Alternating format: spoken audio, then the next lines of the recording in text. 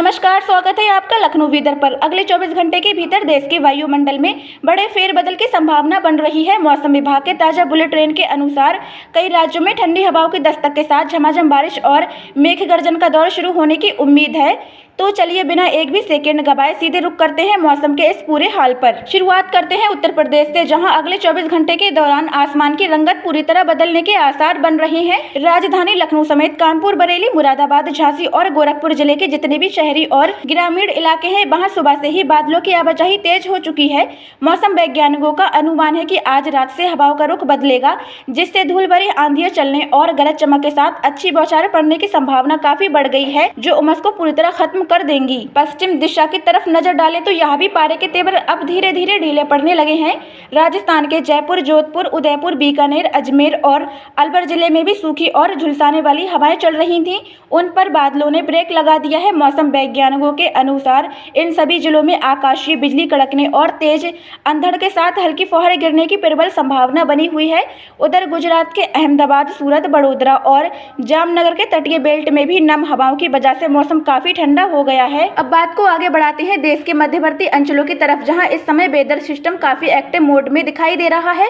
मध्य प्रदेश के भोपाल, इंदौर, ग्वालियर, सागर और रीवा जिले में सुबह से ही ठंडी हवाओं का पहरा लगा हुआ है। मौसम वेधशाला की रिपोर्ट बताती है कि आने वाले 24 घंटों में इन क्षेत्रों के रिहायशी और कृषि इलाकों में मध्यम दर्जे की बारिश दर्ज की जा सकती है, जिससे तापमान में अच्छी गिरावट आएगी और लोगों को इस चिलचिलाती गर्मी से मुकम्मल राहत मिल जाएगी। इसी क्रम में अब रुख करते हैं पूर्वी भारत के राज्यों का, जहाँ मानसूनी तरंगें लगातार आगे की तरफ बढ़ रही हैं।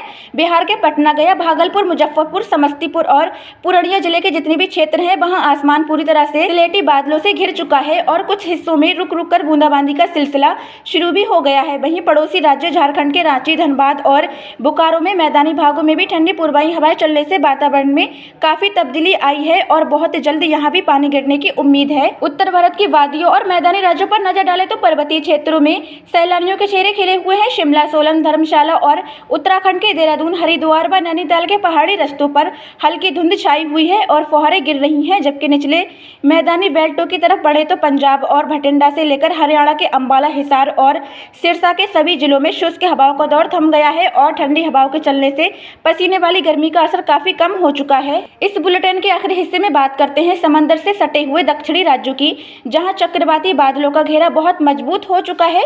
उड़ीसा के भुवनेश्वर और पुरी के तटीय जिलों में सुबह से ही सूरज की धूप पूरी तरह खत्म हो गई है।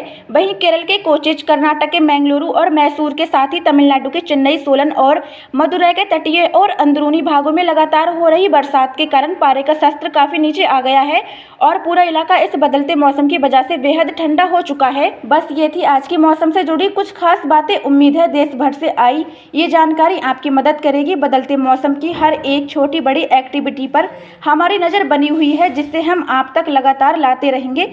अगर आपको हमारा ये अंदाज पसंद आया हो तो वीडियो को तुरंत लाइक कर दें और सही वेदर रिपोर्ट के लिए हमारे चैनल लखनऊ वेदर को सब्सक्राइब करना बिल्कुल ना भूलें। अगली ताज़ा खबर के साथ आपसे जल्द मुलाकात होगी। धन्यवाद। जय हिंद।